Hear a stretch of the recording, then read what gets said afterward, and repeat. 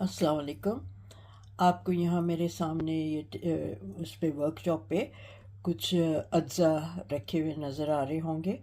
तो आज जो मैं चीज़ बना रही हूँ क्योंकि बकरीद आ रही है और कुछ लोगों ने मुझसे कहा कि हमारे यहाँ गाय हो गई, तो गाय बीफ का हमें कोई ऐसी चीज़ बताएं जो बच्चे भी शौक़ से खाएं और उसको हम बना के कुछ अरसे रखें, सालन के फॉर्म में नहीं, किसी तरह का रोस्ट बताएं। तो उसके लिए मैं यहाँ आपको आज दिखा रही हूँ। मैंने काफ़ी मर्तबा बनाया है। ये मोरक्को की एक डिश है।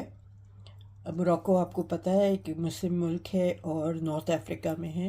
ये उनकी एक डिश है और ये बीफ का एक टुकड़ा, उसको इतना मसाले वगैरह लगा के पकाया जाता है कि जब वो गल जाता है तो ऐसे होता है कि उसको आप खींचें तो उसका रेशा रेशा अलग हो जाए। ठीक है, तो उसके लिए मैं ये सारी चीज़ें जो हैं ये मिक्स करके आपको दिखाती हूँ। ठीक है, एक एक करके हर चीज़ डालती जाऊँगी, आपको दिखाती जाऊँगी। सबसे पहले ये मैं 1 टेबल स्पून मैंने कूट लिया है लहसुन। ठीक है, ये कुटा हुआ लहसुन है। 1 किलो गोश्त का मैं बना रही हूँ। ठीक है, तो 1 टेबल स्पून ये कुटा हुआ लहसुन इसमें डाल रही हूँ।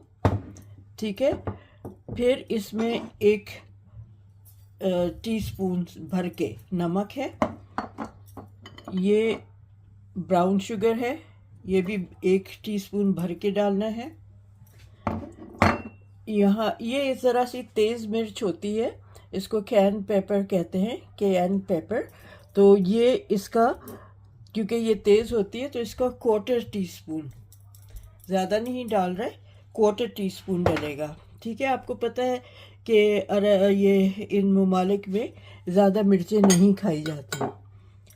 फिर ये एक स्पाइस है, इनका अपना एक मसाला है। मैं आपको इसकी तरकीब बनाने की, इसको रासुल हनूत कहते हैं। ठीक है, रासुल हनूत कहते हैं।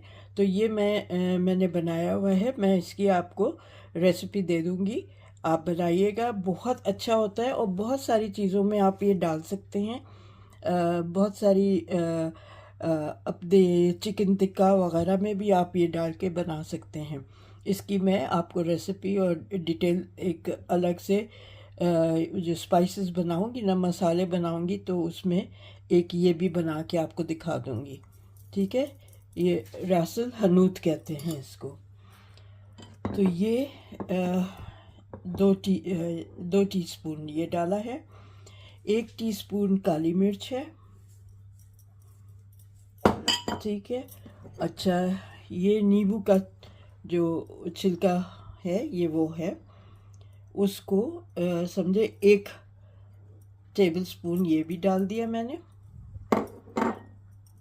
इसको मैं अच्छी तरह मिक्स करती हूँ और फिर मैं इन सब चीज़ों को मिला के तो वो गोश्त पे रब करूँगी।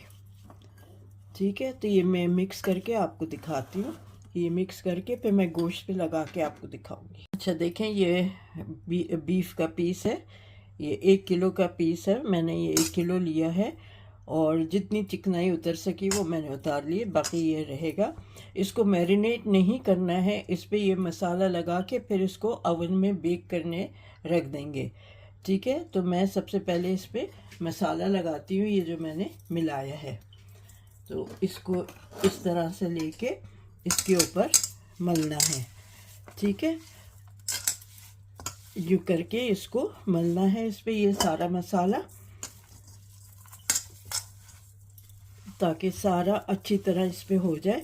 और जब ये बेक होगा ना, तो इसमें मैं चिकन का स्टॉक है 500 ml चिकन स्टॉक डालूंगी, तो वो उस पानी की वजह से ये इसमें अंदर तक चला जाएगा। ठीक है, तो ये मैं आपको मिक्स करके इसको लगा के सारा दिखाती हूँ। ये देखें, अच्छी तरह ये मैंने रब कर दिया है। अब मैं जिस उसमें कंटेनर में इसको बेक करने रखूँगी, तो उसमें अभी इसको ट्रांसफ़र कर देती हूँ। बेक करने के लिए 150 डिग्री सेल्सियस पे करना है, बहुत तेज़ उस पर नहीं करना, 150 डिग्री सेल्सियस पे करना है। और जब वैसे तो 4 घंटे लगने चाहिए, 4-5 घंटे लगते, लेकिन हर 2 घंटे बाद, 1.5-2 घंटे बाद आप चेक करें। अगर पानी ख़त्म हो जाए, खुश्क हो जाए, इवेपोरेट हो जाए, तो पानी और डाल दें। शुरू में तो ये डालूँगी मैं स्टॉक, चिकन स्टॉक, लेकिन बाद में फिर आप पानी ऐड करते जाएं अगर पानी कम हो गया, क्योंकि वो जलना नहीं चाहिए। ठीक है। साथ में मैं ये एक मीडियम प्याज मैंने चॉप की हुई है, ये इसमें डालूँगी। ओके, तो मैं जिस कंटेनर इसको प्री हीट कर रही हूँ ओवन को, और फिर जिस कंटेनर में इसको बनाना है वो मैं दिखाती हूँ, उसमें रख के आपको दिखाती हूँ। मैं किसी और कंटेनर में क्यों करूँ, इसी में मैं कर लेती हूँ, और इसी में मैं ये प्याज डाल देती हूँ। यहाँ इसी कंटेनर को, ये स्टील का है, तो इसमें ये डाल देती हूँ। साथ में ये चिकन स्टॉक है 500 ml।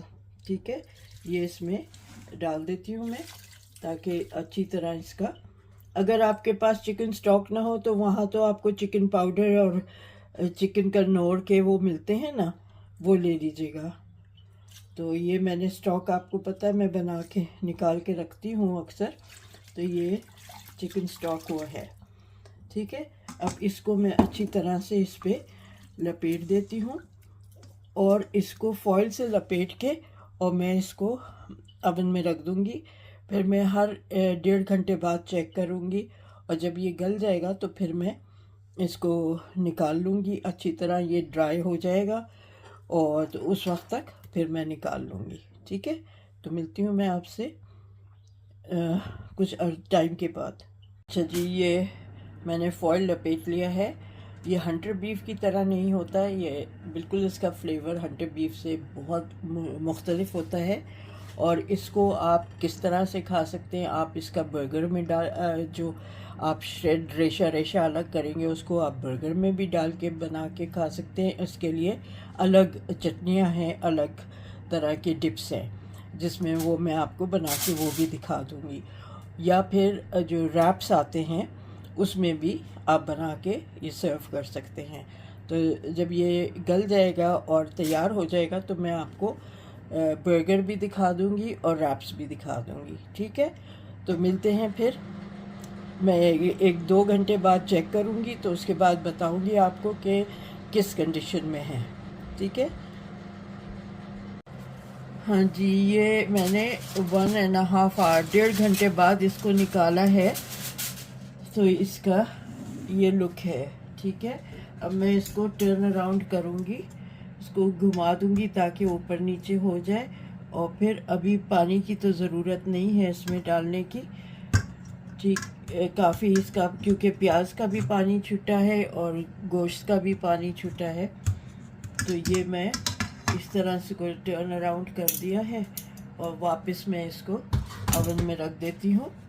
ठीक है, एंड फिर 1-1.5 घंटे बाद फिर चेक करूँगी। ठीक है, अभी फ़िलहाल पानी डालने की ज़रूरत नहीं है, इसी तरह मैं रख दूँगी। अच्छा जी, ये मैंने तकरीबन 5 घंटे ओवन में इसको बनाया है, और ये अब तैयार हो गया है गोश्त। ठीक है, इसको मैं अभी ये करूँगी कि पतीली में डाल के इसको अच्छी तरह के, इसका मसाला अच्छी तरह से कुछ पक जाए, तो पतीली में डाल के इसको भूनती हूँ, और फिर मैं इसके आपको श्रेड्स करके कांटे के साथ किस तरह से करने हैं वो दिखाती हूँ। हाँ जी, मैंने ज़रा सा कोई आई थिंक 1/4 कप पानी डाला है इसमें पतीली में, और इसको मैं अच्छी तरह से ये भून लूँगी। ठीक है, वैसे तो वो भुना हुआ था, लेकिन ये ज़रा सा लिपट जाए इसमें, और मैं इसको तोड़ना शुरू करूँगी ताकि अंदर तक भी इसका जो मसाला है वो अंदर जो श्रेड्स हैं उसमें भी लग जाए। ठीक है, तो मैं आपको दिखाती जाती हूँ। ये देखें, इसको इस तरह से कांटे से पकड़ के इसको यूँ करना है, और ये जो अंदर इसमें नहीं गया, क्योंकि ये मैरिनेट उस तरह से नहीं होता है, तो ये इसको इस तरह से ये कर लेंगे। मैं हल्की आंच कर लेती हूँ, और फिर मैं ये सारा जो इसका ये मसाला है ये इसमें लग जाएगा। ठीक है, इसी तरह मैं इसको पूरे को श्रेड करके आपको दिखाती हूँ। ये ऐसे हो जाएगा। फिर मैं इसका जो सर्व करने का तरीका है वो भी दिखा दूंगी, ताकि आपको पता हो कि ये आप बना के रख सकते हैं काफ़ी दिन तक के लिए। इसको एयर टाइट कंटेनर में भी रख सकते हैं, फ्रीज़र में भी रख सकते हैं। तो ये इस तरह से ये देखें, मैं इसको अच्छी तरह से श्रेड करके मिक्स करके आपको दिखाती हूँ। इसमें खुशबू इतनी अच्छी आ रही है, इतनी ज़बरदस्त खुशबू आ रही है, और ये बच्चे तो इतना इन्जॉय करते हैं इस बीफ को, बहुत इन्जॉय करके बर्गर में रैप में डाल के खाते हैं। और आप उनको एज अ स्नैक शाम को दे दें, और एज अ मील भी दे सकते हैं। ठीक है, ये मैं ज़रा सा इसको देखिए, ये बहुत अच्छी तरह ये श्रेड हो गया है, इतना अच्छा गल गया है ये कि ये इस तरह से देखें श्रेड हो रहा है। गरम हो रहा है तो मैं हाथ नहीं लगा रही हूँ। ठीक है, तो ये इस तरह से ये पूरा श्रेड हो गया है। चलें, अब मैं इसको किस तरह से सर्व करूँगी, किस तरह से बर्गर में और रैप में करूँगी, इसके लिए हरीसा यूज़ करूँगी और एक डिप बनाऊँगी, वो आपको दिखाती जाऊँगी।